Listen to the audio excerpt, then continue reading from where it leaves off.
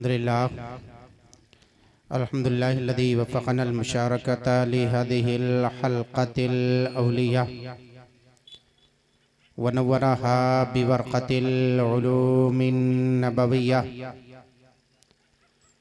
वस्सलातु वस्सलामु अला सय्यिदिना शफ़ीइना हबीबिना मौलाना मुहम्मदिल मुस्तफ़ा सल्लल्लाहु अलैहि वसल्लम खैरिल बरिया वअला आलिहि व अस्हाबिहि अल्लज़ीना तसक़फ़ू बितक़ाफ़तिद दीनिया वल इस्लामिया अम्मा बअद फ़क़द क़ाल अल्लाहु तबारक व तआला फ़ी कलामिहिल बलीग़ि वल फ़ुरक़ानिल हमीद अऊज़ु बिल्लाहि मिनश शैतानिर रजीम बिस्मिल्लाहिर रहमानिर रहीम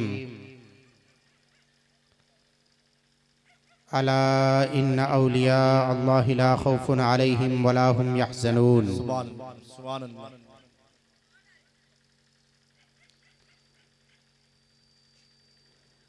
सदक़ल्लाहुल मौलानाल अज़ीम व सदक़ रसूलुहुन नबियुल अमीनुल मकीनुल मतीनुल करीम व नहनु अला ज़ालिका लमिनश शाहिदीन व शाकिरीन वल्हम्दुलिल्लाहि रब्बिल आलमीन। आइए हम और आप सबसे पहले मिलकर अपनी ग़ुलामी का सबूत पेश करें। अपने आक़ाए नामदार मदनी ताजदार हुज़ूर अहमद मुज्तबा मोहम्मद मुस्तफ़ा सल्लल्लाहु अलैहि वसल्लम के बारगाह बेकस पनाह में दुरूदो सलाम का हदिया निछावर करें। पढ़िए बुलंद आवाज़ से अल्लाहुम्मा सल्ली अला सय्यिदिना शफ़ीना बिवना मौलाना मुहम्मदिन बारिक वसल्लिम सल्लल्लाहु अलैहि सलातम व सलामन अलैका या सय्यदी या रसूल अल्लाह वसल्लम अलैका या सय्यदी या नबी अल्लाह वसल्लम अलैका या सय्यदी या हबीब अल्लाह सल्लल्लाहु तआला अलैहि वालिहि वसहबिहि वसल्लम।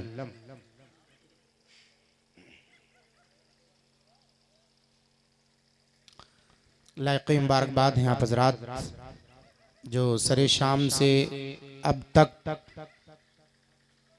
1.5 से भी ज़्यादा बज चुके हैं। आप बैठे हुए हैं, ये मुबारकबादी आपको है। वैसे मैं तकरीबन कई सालों से 3 या 4 साल तो मुझे खुद ही याद है ना, मैं मुसलसल इस प्रोग्राम में शरीक हो रहा हूँ और जनाबे आली जनाब मोहतरम मकाम जनाबे जावेद भाई और अब्दुल क़य्यूम भाई और उनके बिरादरान और उनके मुसाहिदीन कमेटी के जुमला नौजवान, इनकी करम फरमाइयाँ कि मैं आप तमामी हजरात के माबैन शरीके सआदत होता रहता हूँ। मगर आप लोगों को कल लंगरे आम भी करना है। इस चीज़ का ख्याल करते हुए प्रोग्राम को ऐसे शुरू करें और इस अंदाज में ख़त्म करें ताकि कुछ बीच में नींद का भी मौका मिल जाए और नींद को भी मौका मिल जाए, क्योंकि आपको अपना लंगर करना है और मुझे सुबह दरसगाह में शरीक होना है। तो जाहिर सी बात है, वक्त ज़्यादा जब हो जाता है कोई भी चीज़ अपने वक्त पर अच्छी लगती है। अब ये वक्त प्रोग्राम ख़त्म होके हमें बिस्तरों पे होना था, लेकिन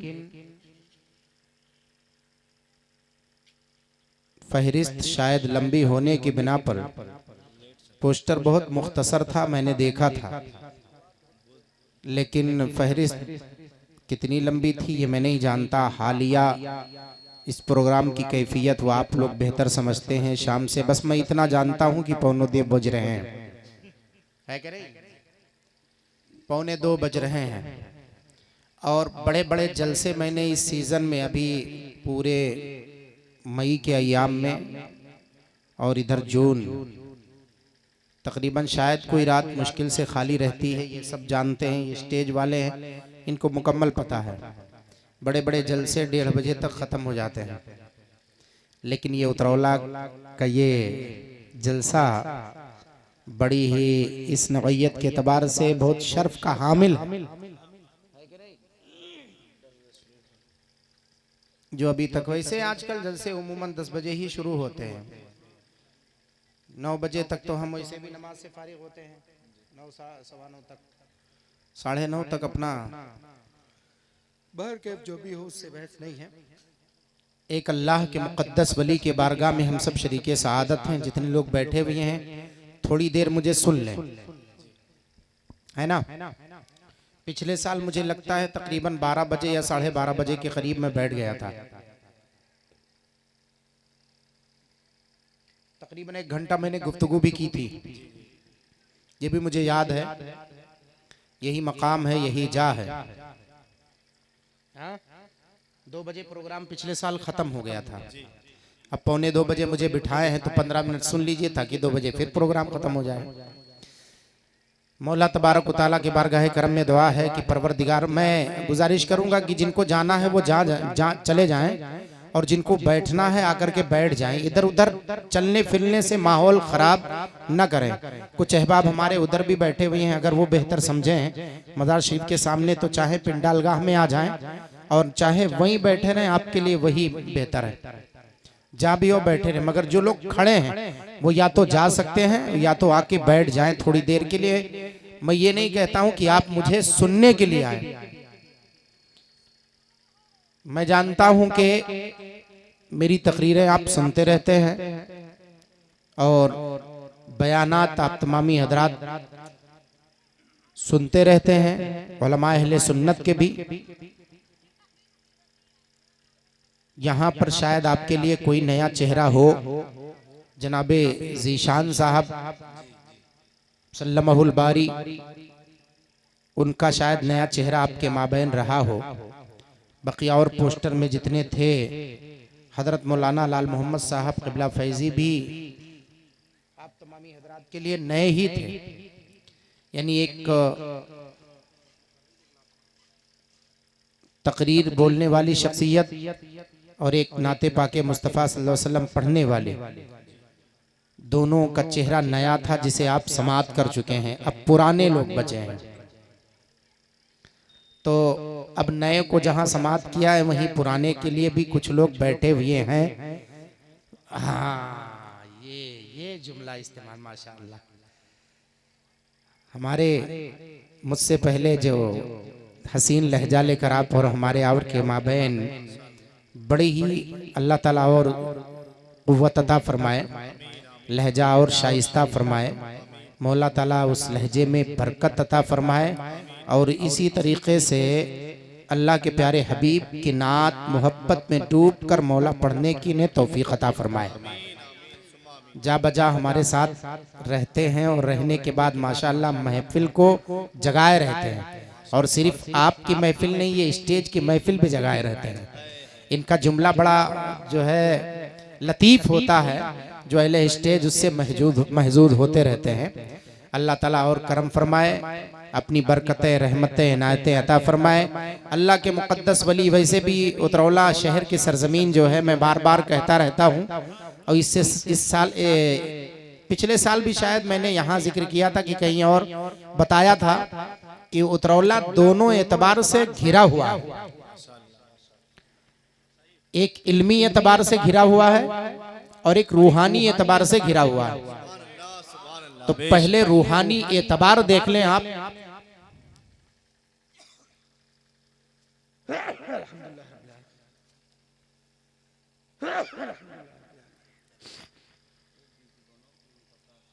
घबराओ नहीं, ये किसी दूसरे जाविये से है, वरना मुझे सर्दी नहीं थी। लेकिन अगरबत्ती आप दाएं को दाएं बाएं सुलगा देना चाहिए था ताकि कुछ खुशबू मिले तो खुश मिले, है ना, खुशकुन मिले, हाँ, गैर खुशकुन ना हो। मौलाना अख्तर साहब को इससे ज्यादा तकलीफ है और उनका मुकाबला मुअख्तर साहब से ही करवाना चाहिए था आपको, ताकि ये मफहूम ज्यादा अनोखा हो जाए। मैं इसलिए कह रहा हूं कि वो हमारी जमात के एक जिम्मेदार और तजर्बेगार हैं। अगर सामना होता तो शायद बंदे को समझाने में ये काफी ये कामयाब होते। वैसे मुइलियास साहब क़िबला की भी ज़ात कोई कम नहीं है, बहुत पुराने और होनहार आपके उतरौला के पुराने मौला के नब्ज को पकड़ कर कलाम करने वाले ज़ात का नाम मौलाना इलियास साहब क़िबला है।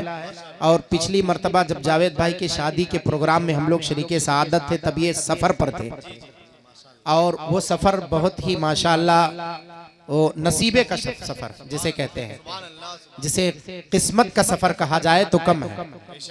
हरम की ज़मी और कदम रख के चलना, अरे सर का मौका है वो जाने वाले।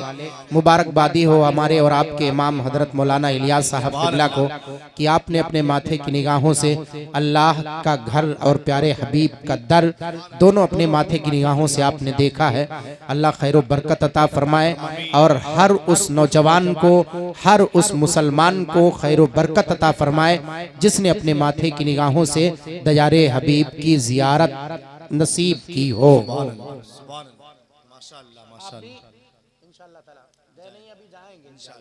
अब के मुअख्तर साहब की बारी होनी चाहिए, और जरूर नहीं कि जाने वाला खुद तैयार हो, दो चार लोग अगर ऐसे तैयार हो जाएं तो अइम्मा हजरात यूं ही हर साल सफर किया करें। अल्लाह के मुक़द्दस वली के दरबार में बैठे हो, बहुत बड़ी बात की तरफ इशारा कर रहा हूँ। कसम खुदा की उतरौला वाले पैसा खर्च करने में किसी चीज में कम नहीं है। इनके यहाँ अगर अमीरी देखना हो तो शादियों में देखो, है कि नहीं? देखना है तो शादियों में देखो, समझ में आ जाता है कि अल्लाह ताला ने कितना नवाजा है। तो इसमें कोई शुबा की बात नहीं, अल्लाह ताला ने नवाजा है तो है, जो है वो है। लेकिन इसी होने पर, सोने पर सुहागा हो जाए कि हर साल अपने अपने महल्ले वाले जो आपके इमाम हो, वक्त का इमाम कितनी पाबंदी करता आप सोच नहीं सकते, बल्कि आपकी इज्जत पर पहरा देता है वो। क्या बात है, क्या बात है। कोई बाहर से चलकर आपकी मस्जिद में अगर पहुंच जाए, आप मौजूद ना हो तो वक्त का इमाम जरूर मौजूद होता है। सच है, माशाअल्लाह। और खुशनुमा चेहरा देखकर, वो हंसता खेलता देखकर हजरत मौलाना अख्तर साहब क़िबला जैसी शख्सियत से जब मुलाकात करता है, कहता ये देखिए उम्र तो काफी हद तक है लेकिन हिम्मत अभी जवान नजर। वाह वाह वाह। तो ऐसे बंदे को यहाँ नहीं होना चाहिए। हजरत मौलाना इलियास साहब ने सफर किया है तो अब ये आपकी जिम्मेदारी बनती कि मुअख्तर साहब क़िबला भी सफर करें।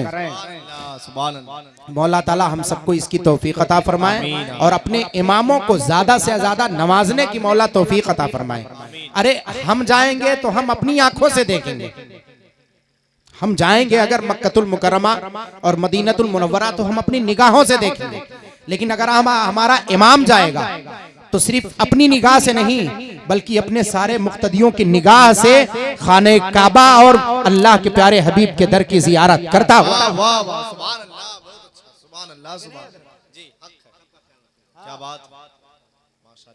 वो सबका ख्याल रखेगा। हमारे हाथ बैतुल्लाह शरीफ के सामने वो बाबे बैतुल लतीक जिसे मुस्तजाबुत दावात, बाबे मुस्तजाबुत दावात कहते हैं, उसके सामने उसके दस्ते करम, दस्ते वफा उठेंगे तो जुमला ये नहीं होगा मौला मुझ पर अपनी बरकतें रहमतें नाजिल फरमा, बल्कि जुमला ये होगा मौला उतरौला वालों ने मिल करके जो हमें तेरे और तेरे प्यारे महबूब के दयार तक पहुंचाया है, मौला तेरी बारगाह में हाथ उठाकर ये दुआ करता हूँ परवरदिगार अपनी बारगाह में मुझे भी कबूल फरमा ले और जिसने यहाँ तक पहुंचाया मौला तुझे यहाँ पहुंचा दो। सुभान अल्लाह। बात कुछ और पते की हो जाएगी। नेकियों का काम करते रहे, अल्लाह ताला देता रहेगा और इतना देगा इतना देगा आप एहसास तक नहीं कर पाएंगे। माँ की बरकतें कितनी होती हैं। इसी बात पर मैं एक बात की ज़्यादती कर देना चाहता हूँ। मौलाया सल्ली वसल्लिम दाइमन अबदा, मैं अपना कम से कम वजीफा तो पढ़ लूं। मौलाया सल्ली वसल्लिम दाइमन अबदा अला हबीबिका खैरिल खल्क़ि कुल्लिहिम मुहम्मदुन सय्यिदुल कौनैनि वत्तक़लैन वल फरीक़ैनि मिन अरबि व मिन अजमी जात लिदअवतिहि लशजारु साजिदतन तमशी इलैहि अला साक़िम बिला क़दमी।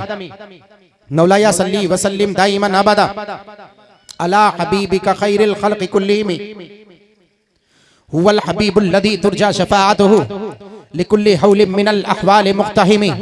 मौलाया सल्ली वसल्लिम दाइमन अबदा अला हबीबिका खैरिल खल्क़ि कुल्लिहिम सुम्मा रिदा अन अबी बकरी व अन उमर व अन अली व अन उस्मान दिल करमी सादिन सईदिन जुबैरिन तलहतिन व अबी उबैदतिन व इब्न औफिल आशिरिल करमी मौलाया सल्ली व सल्लिम दाइमन अबदा अला हबीबिका खैरिल खल्क़ि कुल्लिहिम या रब्बिग़फिर बिल मुस्लिमीन बिमा यतलूना फिल मस्जिदिल अक़सा व फिल हरमी मौलाया सल्ली व सल्लिम दाइमन अबदा अला हबीबिका खैरिल खल्क़ि कुल्लिहिम।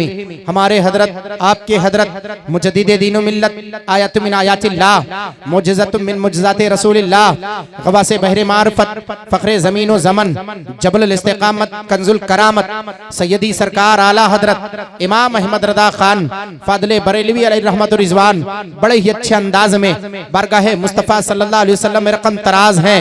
अरीज़ा यूं पेश करते हैं, या रसूल अल्लाह सरवर कहूँ के मालिको मौला कहूँ तुझे, सरवर कहूँ के मालिको मौला कहूँ तुझे, बागे खलील का गुले ज़ेबा कहूँ तुझे। अल्लाह रे तेरे जिस्म मुनव्वर की ताबिशें, अल्लाह रे तेरे जिस्म मुनव्वर की ताबिशें, ऐ जाने जा मैं जाने तजल्ला कहूँ तुझे। और उसके बाद आगे चल कर के फरमाते हैं, या रसूल अल्लाह तेरे तो वस्फ़ बे तनाही से है बरी, तेरे तो वस्फ़ बे तनाही से है बरी। लफ्ज़ तनाही का मफ़हूम आप बहुत समझना चाह रहे थे मुझसे, आज मैं तशरीह कर ही देता हूँ। अब तक जो तशरीह करता था वो लफ्ज़ तनाही के मानी के इम्तदाद को मैं बताता था, लेकिन आज मैं आप तमामी हजरात को जो मैं बताने जा रहा हूं कि लफ्ज़ तनाही का मफहूम क्या है। कोई को अल्लाह तबारक व तआला ने इतनी नेमतें बख्शी, इतनी फरहतें बख्शी हो, इतना एजाज बख्शा हो, और तारीफ लोग करें, करते करते करते करते उसके सारे औसाफ बयान कर डालें, वाह वाह,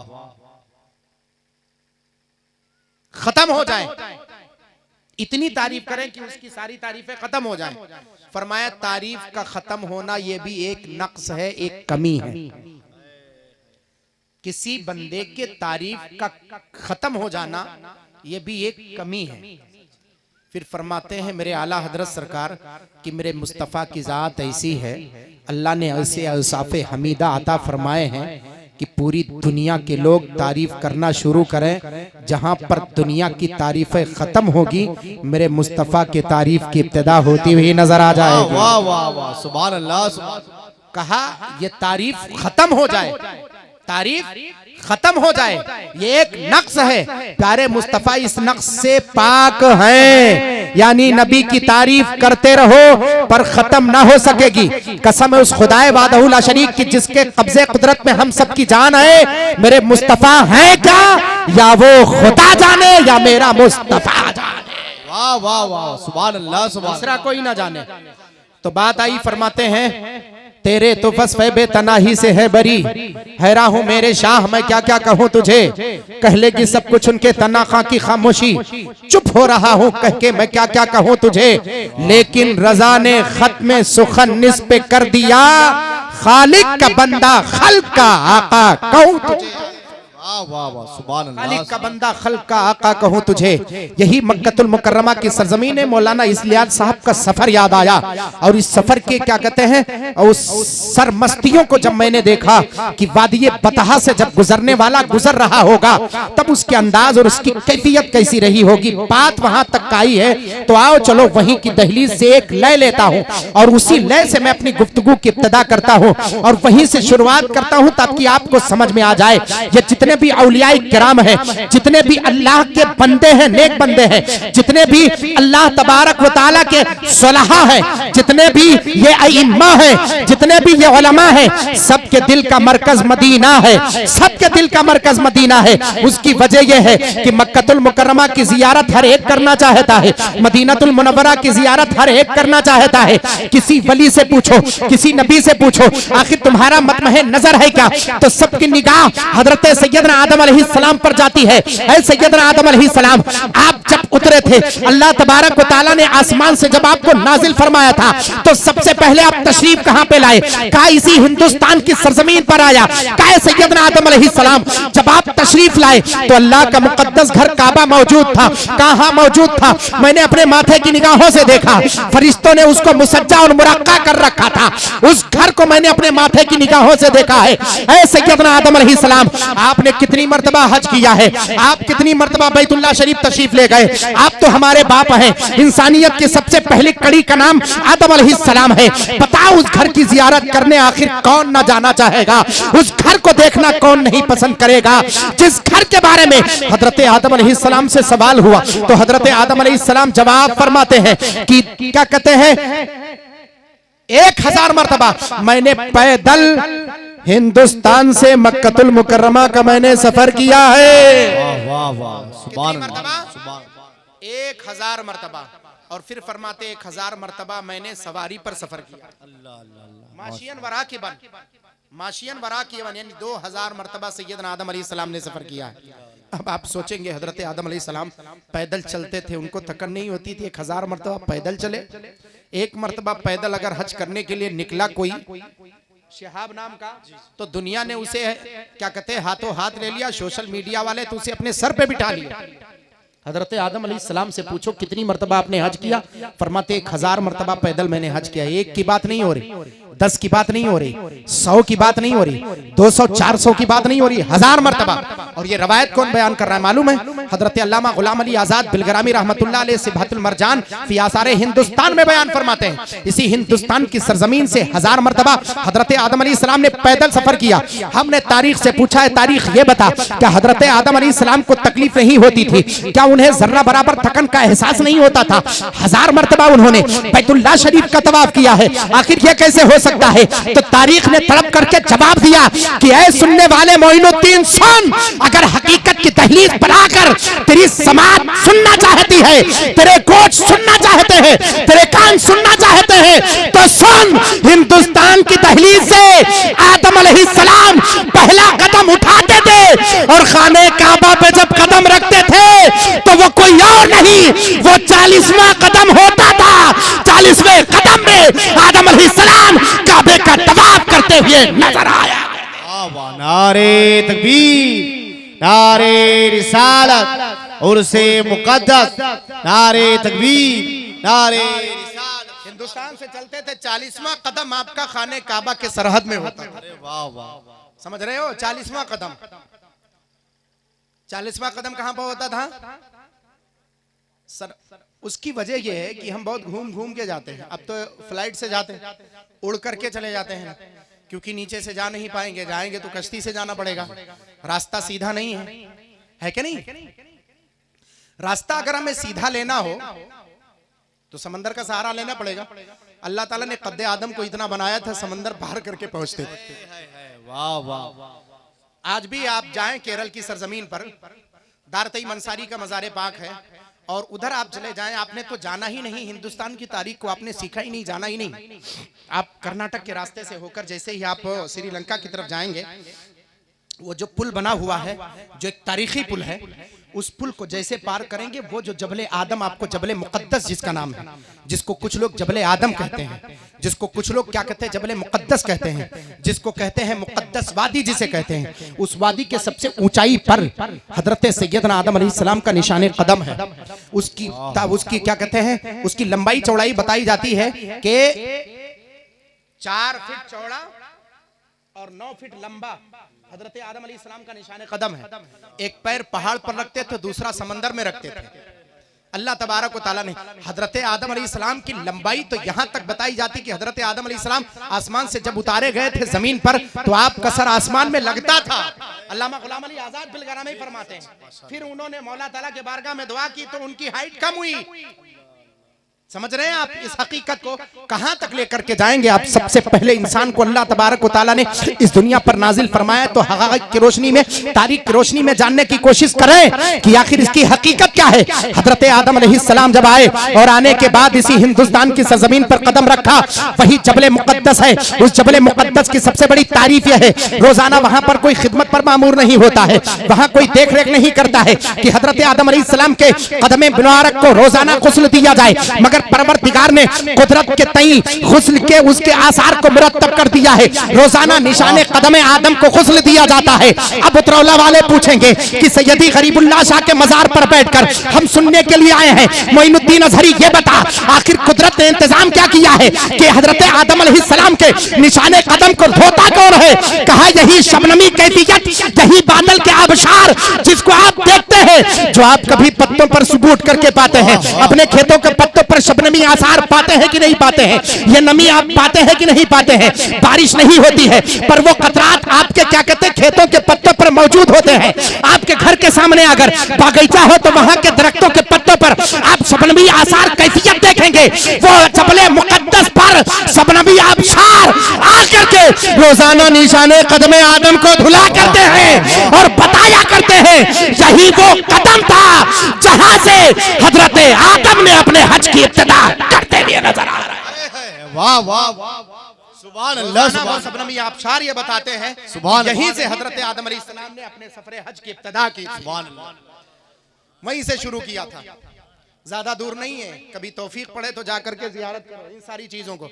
और अल्लाह तबारक व तआला ने निशाने कदम आदम की बरकत ये देखी ये की है कि आपने तो सिर्फ अमेरिका को चोर बनाया है और वो है भी, यूरोप को आपने चोर बनाया, इंग्लैंड को चोर बनाया कि नहीं बनाया?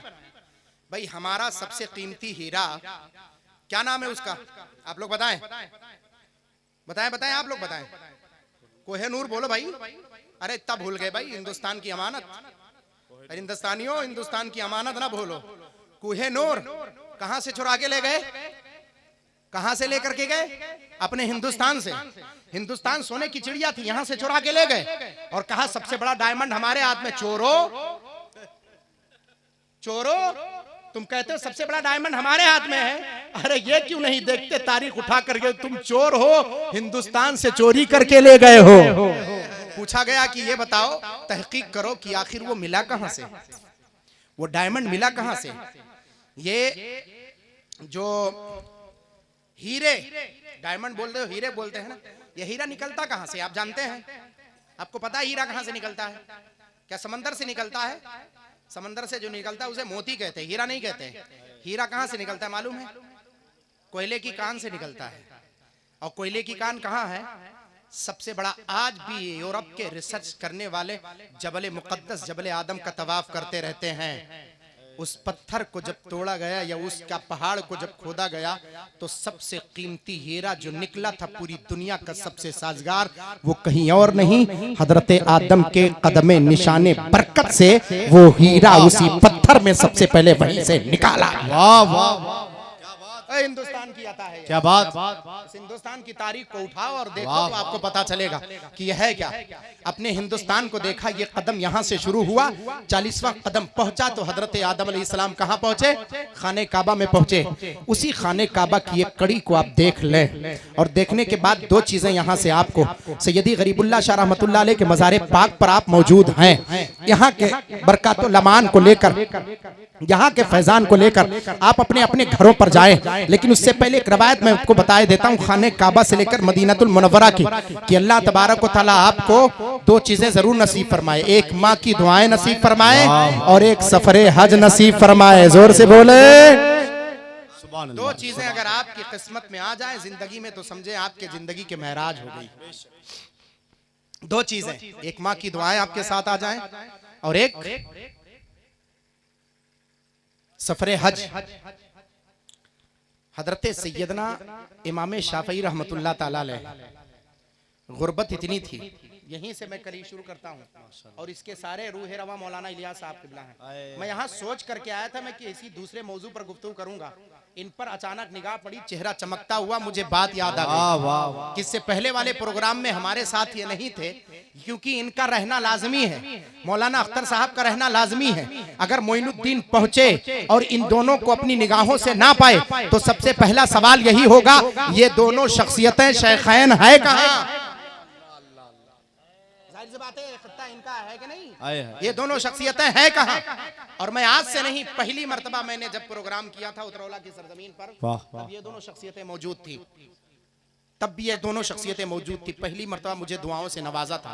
आज मैं इनको अपने ज़बान पर लाऊं क्यों ना, इन्हीं की दुआओं की बरकत है जो मैं कुर्सी पर बैठा हुआ हूं। वाह वाह माशाअल्लाह। इमाम वक्त का दुआ करे कम बात है। आप लोग कम समझते होंगे कि इमाम की दुआएं कम लगती, हमारे हक में तो बहुत लगती, सुभान अल्लाह। बहुत लगती। हाँ, उसका ऐलान तो आप ही करेंगे, मौलिन तो आप ही है ना। जी जी जी। मौलाना तुफैल साहब किबला, इनका भी कोई जवाब नहीं। सब स्टेज पर बैठने वाले सब शख्सियतें हैं और सूफी साहब भी बैठे हुए हैं, दीगर अहबाब बैठे हुए हैं। सबकी दुआएं लेकर मैं आप तक बात पहुंचाने जा रहा हूं। दो चीजें हमारी किस्मत में आ जाएं, सुन लो।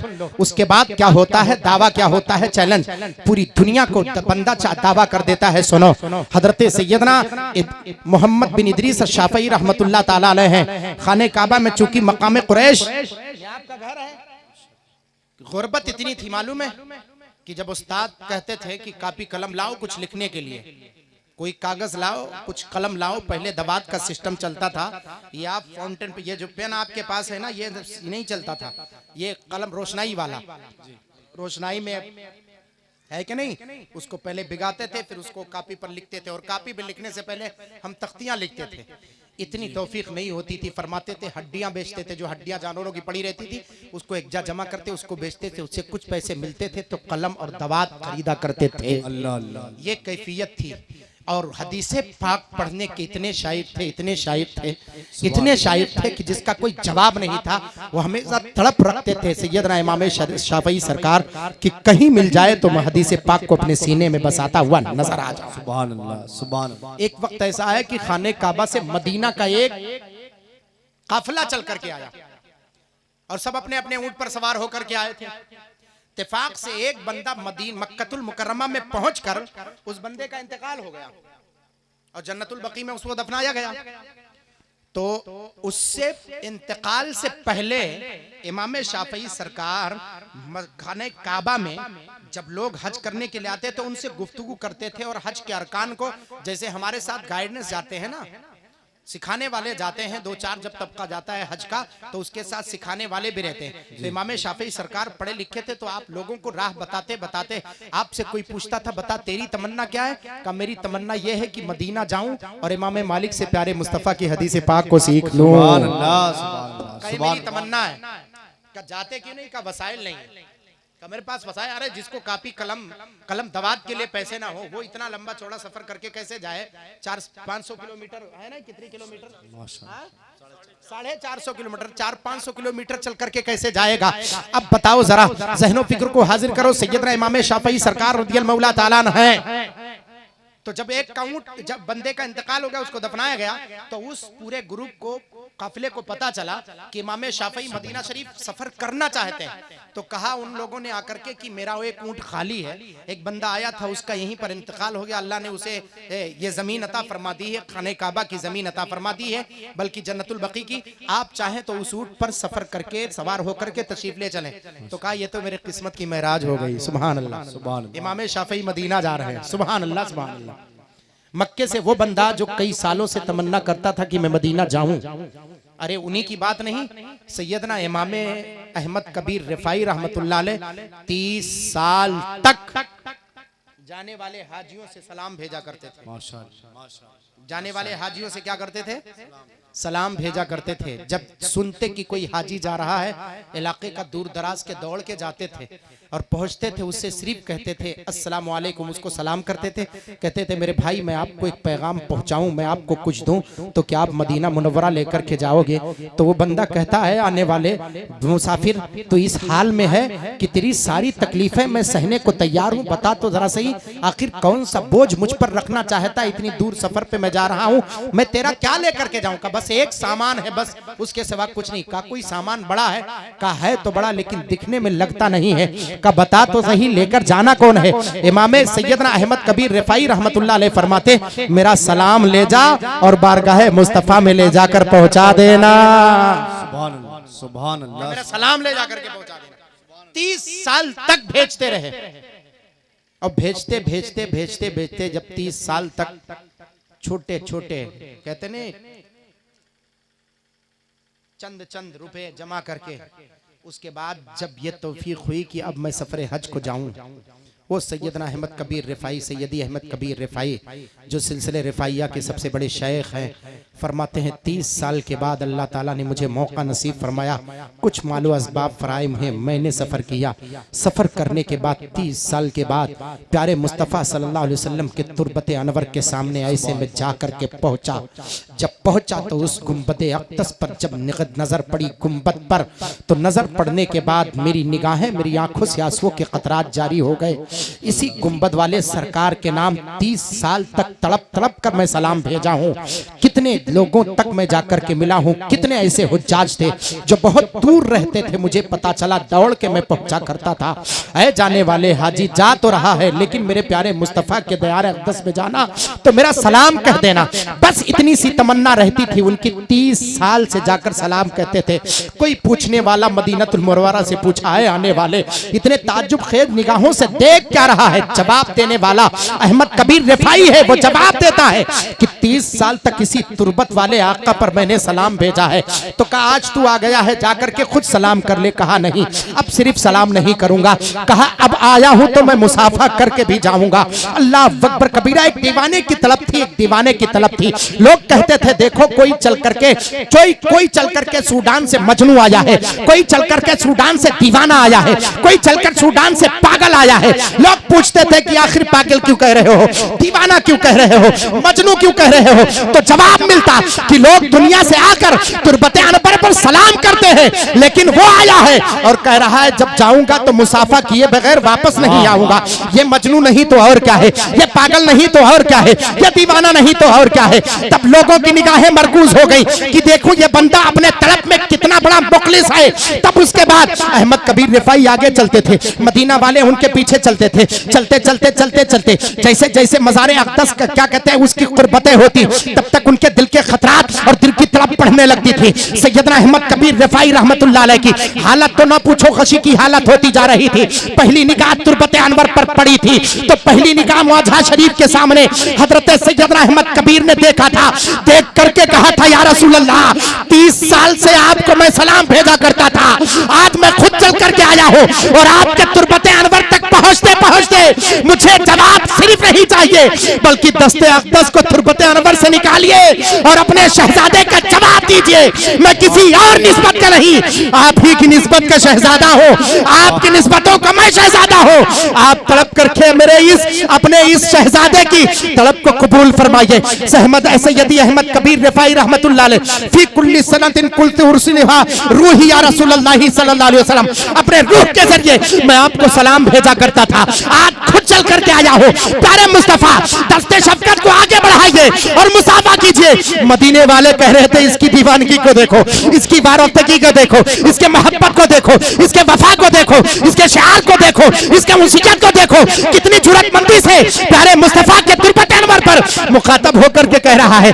वहां पर वो भी मौजूद थे जो ये अकीदा रखते थे कि अगर आका चाहे तो तुरबत अनवर शक हो और फटे और हाथ निकले और मुसाफा हो जाए, लेकिन वहीं पर कुछ लोग ऐसे भी थे जो ये चाहते थे कि कोई कब्र में लेटा हुआ बंदा क्या कोई हाथ बढ़ा करके मुसाफा भी करता है?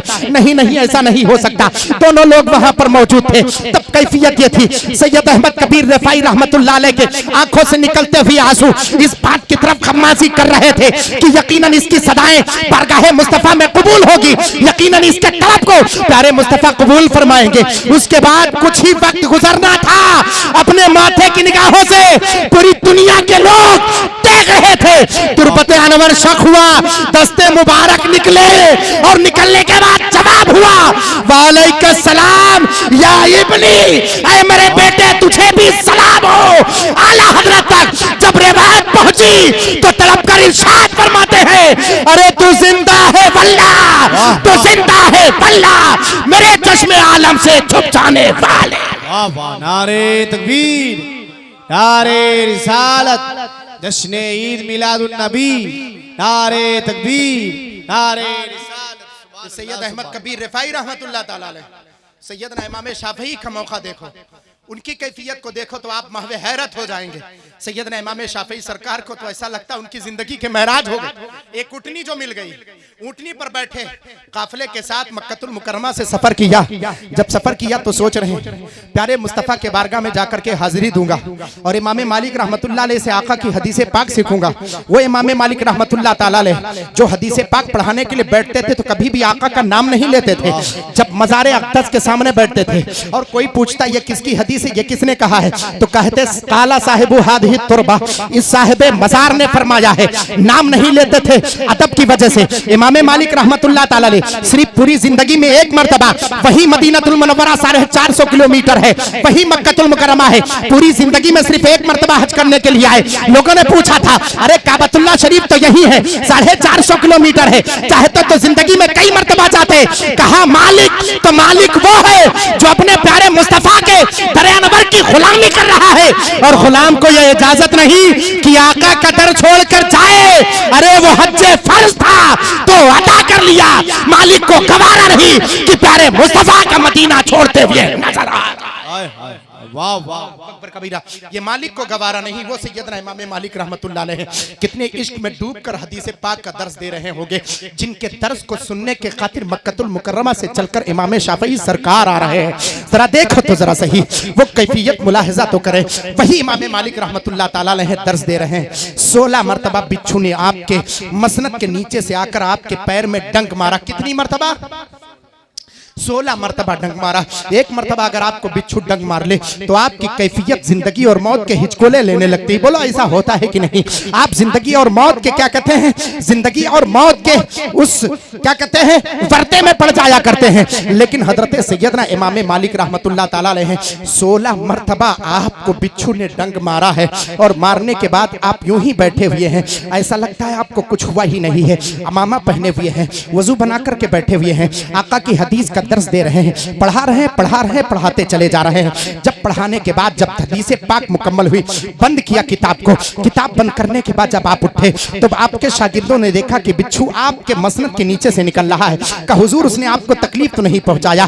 कहा मुझे ऐसा महसूस हुआ है कि इसने 16 मरतबा डंक मारा है। कहा हुजूर इसने 16 मरतबा आपको डंक मारा लेकिन आपको जर्रा बराबर तकलीफ ना हुई। कहा तकलीफ होती कैसी? अरे जिसके दिल में इश्क मुस्तफा हो उसे तकलीफ नहीं हो सकती है। प्यारे मुस्तफा का जिसके दिल में दर्द हो उसे तकलीफ नहीं हो सकती है। हकीकत तो ये है कि प्यारे मुस्तफा जिस दर्द को दबा कर दे वो कोई और नहीं, वही तो आमिना का लाल नजर आता। वाह वाह वाह, सुभान अल्लाह, सुभान अल्लाह, वो इमाम मालिक रहमतुल्लाह ताला अलैह सोचें कितने तड़प से वो हदीस पाक का दर्स दे रहे होंगे। चलकर इमाम शाफई सरकार चल करके आते हैं। आने के बाद जब मदीनतुल मुनव्वरा पहुंचते हैं, हाजिरी देते हैं तुरबत अनवर पर। और हाजिरी देने के बाद असर के बाद इमाम सैयद ज़ोहर के बाद सैयदना इमाम मालिक रहमतुल्लाह अलैह की दरसगाह लग जाती थी। लोग बैठते थे और कापी और कलम लेकर अपने दस्तावेज लेकर बैठते थे और कलम लेकर लिखना शुरू करते थे। इमाम मालिक पढ़ाते चले जाते, लोग लिखते चले जाते। इमाम शाफई फरमाते हैं कि मेरे पास ना तो कलम ना तो मेरे पास दस्तावेज कुछ भी नहीं था। मैं बैठा हुआ था, दूर बैठा हुआ था। इमाम मालिक की निगाह मुझ तक पहुंच रही थी। देख रहे थे कि एक नौजवान है जिसके पास कलम तो नहीं है, वो लिख तो नहीं रहा है, लेकिन जमीन से एक कतरा, जमीन से एक जर्रा उठाया है। जमीन से क्या करते हैं, एक तिनका उठाया है और लिखने वालों की तरह अपने हाथ को चला रहा है। उसके पास कलम नहीं, दबात नहीं, लेकिन वो अपनी सूरत लिखने वालों की तरह बना रहा है कि कहीं ऐसा ना हो वक्त के इमाम को तकलीफ हो जाए। क्योंकि उन्होंने शर्त लगाई है कि जितने लोग आए कापी कलम लेकर के आए वो हदीस पाक को लिखे, लेकिन मैं नहीं लिखूंगा तो शायद इमाम मालिक रहमतुल्लाह अलैह को तकलीफ हो जाएगी। अल्लाह अकबर कबीरा। सैयदना इमाम इदरीस मोहम्मद शाफई रहमतुल्लाह ताला अलैह है, मोहम्मद बिन इदरीस शाफई रहमतुल्लाह अलैह है, फरमाते हैं कि मैं लिखने वालों की तरह अपनी सूरत मैंने बना ली। जब 100 हदीस पाक का दर्स दे लिया तो देने के बाद जब अपनी किताब मुअत्ता को बंद किया, बंद करने के बाद इमाम मालिक रहमतुल्लाह अलैह ने जब दूर देखा तो उस लड़के को बुलाया। कहा बच्चे चल करके यहाँ आओ। कहाँ से चल करके आओ? मैं काबतुल्लाह शरीफ से चल करके आया हूँ। किस कबीले से चल करके आओ? का कबीले कुरैश से चल करके आओ। का तुम्हारा नाम क्या? क्या मेरा नाम मोहम्मद है, मोहम्मद इब्ने इदरीस है। कहा तुम्हारा नाम मोहम्मद इब्ने इदरीस है? कहा हाँ मोहम्मद इब्ने इदरीस है। का किस लिए आयो? का हदीस पाक पढ़ने के लिए आयो। का तुम्हारे पास कापी कलम नहीं? कहा नहीं है। का तुमने लिखने वालों की तरह तो अपने हाथ तुम चला रहे थे? का हुजूर मेरे हाथ में तिनका था, मेरे पास कापी कलम नहीं, मैं मुसाफिर हूँ, चल करके आया हूँ, हदीस पाक सीखने की तरफ रखता हूँ। तब इमाम सैयदना मालिक रहमतुल्लाह अलैह फरमाते हैं मेरी दरसगाह में सीखने का तरीका यही है कि अगर कोई हदीस पाक लिखे, लिखने के बाद उसे याद करे और मुझे पिछली सबक को सुनाए, तो अगले दर्स में उसे हाजिरी के लिए मैं मौका देता हूँ, वरना नहीं देता हूँ। कहा हुजूर ये आपके शरायत है? कहा हाँ ये मेरे शरायत है। तो कहा जितनी हदीसें आप पढ़ा चुके हैं अगर कोई सुना दे तब उसको आप हाजिरी का मौका देते? कहा हाँ। तो कहा हुजूर अगर इजाजत दे तो ये मोहम्मद बिन इदरीस जितनी हदीस को आपने पढ़ाया है उतनी हदीस आपके सामने सुनाता हुआ नजर आ जाए। कहा 100 हदीसों को तुमने सुना है और 100 हदीसों को तुमने कॉपी पर लिखा नहीं है, आखिर तुमने याद कैसे किया? तो कहा जब मैं निकला था अपने घर से, निकलते वक्त जब माँ के कदमों को मैं बोसा दे रहा था तो मेरी माँ ने पूछा था कि ऐ शहजादे, ऐ मेरे मोहम्मद बिन इदरीस ये बता जरा आखिर तू चाहता क्या है? तो मैंने कहा था ऐ मेरी वालिदे मोहतरमा मैं सिर्फ इतना चाहता हूँ कि आप मुझे दुआ कर दे कि जितनी हदीस मैं पढ़ूं अल्लाह मेरे सीने में उसे महफूज फरमा दे। प्यारे मुस्तफा की हदीस पढ़ता चला जाऊं, मेरे सीने में महफूज होता चला जाए। तो फरमाया सैयदना इमाम मालिक, आप ताज्जुब में हुए और कहा सुनाओ बेटे सुनाओ कितनी हदीस याद की हो। अगर तुम आधा सुना ले गए तो मैं तुम्हें अपने दरसगाह में बैठने की और कुर्बत में बैठकर तुम्हें पढ़ाऊंगा, अपने करीब बिठा करके पढ़ाऊंगा। जब 50 हदीस तक पहुंचे थे, बिला क्या कहते हैं तरतीब 50 हदीस तक पहुंचे थे, पहुंचते पहुंचते वहां पर रुके नहीं, पढ़ते चले गए, सुनाते चले गए, सुनाते चले गए। जब सब हदीसें पाक सुनाए, इमाम मालिक उठे, उठने के बाद उन्हें गले से लगाया और कहा था ये किसकी बरकत है? आखिर ये किसी इंसान का, ये किसी अपने अकेले की मुद्दा नहीं हो सकती है, आखिर ये किसकी तलब है, ये किसकी मेहनतों का नतीजा है? इमाम शाफी सरकार फरमाते हैं मैं आगे आगे चल रहा हूँ, पीछे पीछे मेरे माँ की दुआएं काम करती हुई नजर आ। वाह वाह सुभान अल्लाह सुभान अल्लाह सुभान अल्लाह सुभान अल्लाह। मैं आगे आगे चल रहा हूँ, मेरे माँ की दुआएं मेरे पीछे चल रही हैं, मेरे सर के ऊपर साया करके चल रही हैं, आखिर मैं कैसे किसी मैदान में पीछे रख सकता हूँ? इमाम मालिक अपने सामने बिठाकर उन्हें हदीस पाक का दर्स देने लगे। वही इमाम सैयदना इब्राहिम मोहम्मद बिन इदरीस शाफई रहमतुल्लाह अलैह, एक वक्त ऐसा आया था कि खाने काबा के गिलाफ को पकड़ करके अय्याम हज में ऐलान कर रहे थे कि ऐ पूरी दुनिया से आने वाले लोगों, आओ कुरान और हदीस के तई अपने मसले को जो कुछ पूछना चाहते हो इंशाअल्लाह मोहम्मद बिन इदरीस शाफई उसका जवाब देते हुए नजर आएगा। लोगों ने कहा था कि ये मोहम्मद बिन इदरीस शाफई, खुदा की कसम इसी खाने काबा में आज तक अगर किसी ने इस बात का ऐलान किया है तो वो सैयदना अली करमल्लाहु वजहुल करीम की जाते पाक है।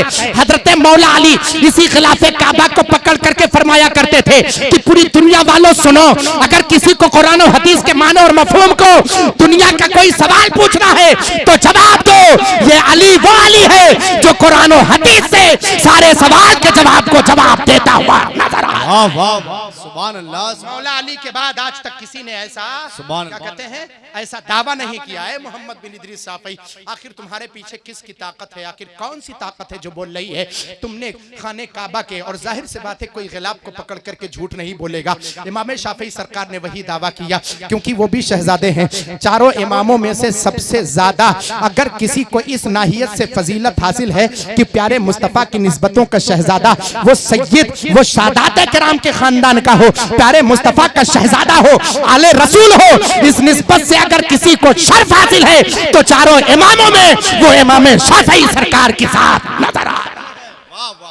इमाम शाफई सरकार सैयद है। वाह वाह, ये शर्फ सिर्फ उन्हीं को हासिल है, वो सैयदना इमाम शाफी सरकार हैं। तो फरमाते हैं कि सुनो, जवाब देने वाले सुनने वाले सुनो, तुम नहीं जानते कसम खुदा की मैं चलता हूँ आगे तो मेरे सर पर मेरी माँ की दुआएं साया करती हुई नजर आया। सुभान अल्लाह। ये मेरी माँ की दुआओं का नतीजा है जो खाने काबा के गिलाफ को पकड़ करके मैं कहता हूँ दुनिया वालों आओ मुझसे जो पूछना चाहो पूछो, शाफई कुरान और हदीस की रोशनी में इंशाअल्लाह तुम्हारे सारे सवालों का जवाब देता हुआ नजर आया। सुभान। तीन कैफियतें हमारी निगाहों के सामने आ गई। इन्हीं तीन कैफियतों को अब मैं उसकी तफसील करके समझा देता हूँ 1 मिनट के अंदर, और गुफ्तगू खत्म कर देता हूँ चूंकि सिग्नल मिल गया। और सिग्नल मिले क्यों नहीं, फिर 2:30 बजे ला हौला वला कुव्वता 1:30 बजे बैठे थे ना हज़रत। हाँ अरे वही तकरीबन 40-40 पे बैठे थे, हो गया।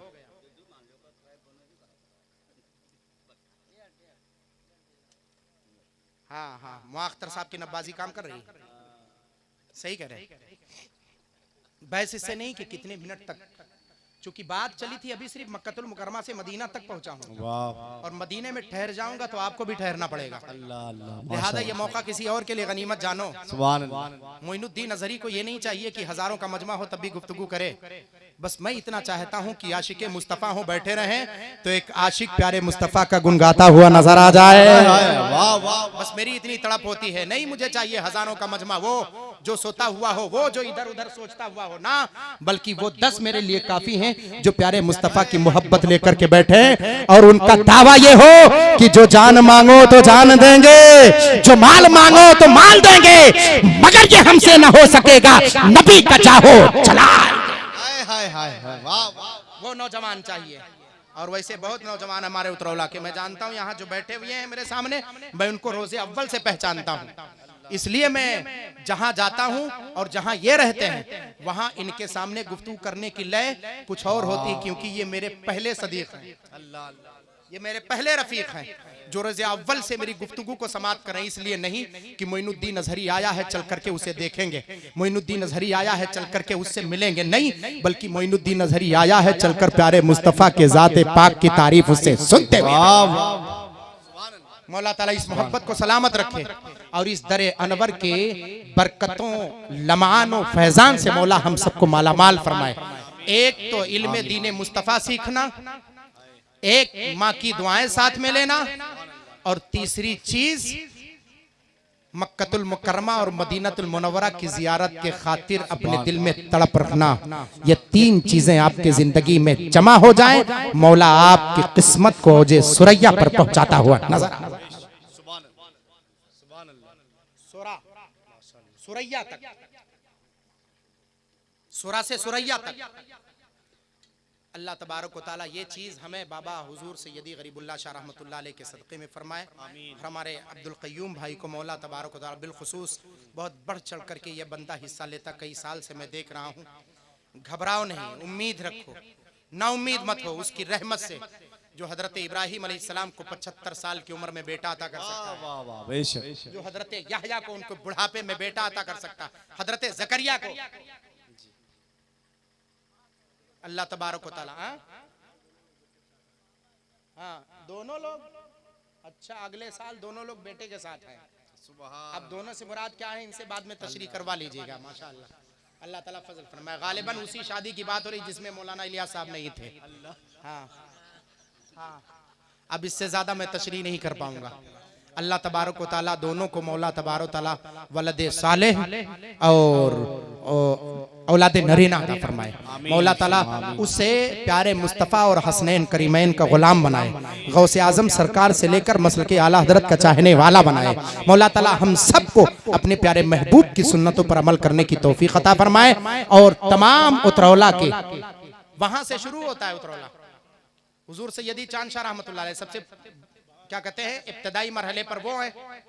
कल्बे बीच उतरौला में हुजूर सैयदी शाहजानी शाह सरकार हैं जो कुतबे उतरौला है, और उधर किनारे चले जाओ तो हुजूर सैयदी शाह वली मोहम्मद मोटे शाह रहमतुल्लाह अलैह हैं, और इस किनारे पर चले आओ तो सैयदी गरीबुल्लाह शाह रहमतुल्लाह ताला अलैह हैं। बोलो है कि नहीं है? और उधर चले जाओ, आप देखते चले जाओ, चारों तरफ से उतरौला को अल्लाह तबारक व तआला ने अपने महबूबों से घेर रखा है। वाह वाह सुभान अल्लाह। अरे वक्त का तूफान, चाहे वो गैर मुक़ल्लिदियत हो, चाहे वहाबियत हो, नस्लियत हो, कैसे यहाँ पंजा गड़ा पाए जबकि औलियाए किराम की हुकूमत शहरे उतरौला पर चल रही है। वाह वाह बेशक सुभान। और एक तरफ उधर चले जाए अदरक चौराहे पर तो क्या कहते हैं उलूम फ़ुनून का अजीम किला अल-जामिअतुल गौसिया, उधर चले जाएं तो अहले सुन्नत का अजीम किला जामिया अली हसन अहले सुन्नत आखिरी दहलीज पर, और बीच उतरौला में आए तो दारुल उलूम ज़ियाउल इस्लाम बड़ी मस्जिद के नाम से कल्बे उतरौला में। बोलो है कि नहीं? जहां रूहानियत के एतबार से उतरौला चारों तरफ से घिरा हुआ है, वहीं इल्मी एतबार से उतरौला चारों तरफ से घिरा हुआ है। अरे ये उतरौला की शान है। ये उतरौला वाले 2 बजे रात में बैठकर 2:30 बजे ये क्यों ना बताएं कि ऐसा लगता है अभी जलसा शुरू हुआ है, क्योंकि इनकी निगहबानी सिर्फ एक तरफ से नहीं बल्कि रूहानियत के एतबार से भी इनकी निगहबानी हो रही है, इल्मी एतबार से भी इनकी निगहबानी होती हुई नजर आ रही है। वाह वाह वाह सुभान अल्लाह। दोनों एतबार से इनकी निगहबानी हो रही है। तब ये आप हिंदुस्तान के अक्सर जगह, मैं भी जाता रहता हूँ, आप भी जाते रहते हैं, बताएं आप इतना चहचहाता हुआ और इस लय का प्रोग्राम कहीं आप पाते हो तो बताइए आप। ये रूहानियत इन बुजुर्गों की है और इल्म इन दरसगाहों का है। सुभान अल्लाह। दोनों तरह से मुज़य्यन और मुसक्कफ हो तो अल्लाह के प्यारे हबीब की प्यारी मोहब्बत छलकती हुई नजर आया। मौला ताला जितने नौजवानों ने मिल करके इस प्रोग्राम को यहाँ तक पहुँचाया है, मौला इन्होंने यहाँ तक पहुँचाया है, अपने महबूबों के सदके उन्हें उनके मकसद तक पहुँचा दे। मौला तबारक व तआला हम जितने यहाँ बैठे हुए हैं हम सबकी हाजिरी को कबूल फरमाए। मौला ताला की बारगाह करम में दुआ है कि परवरदिगार हम सबकी हाजिरी को कबूल फरमाए। अस्तगफिरुल्लाह रब्बी मिन कुल्लि ज़ंबिन व अतूबु इलैहि। अस्सलामु अलैकुम व रहमतुल्लाहि तआला व बरकातहू।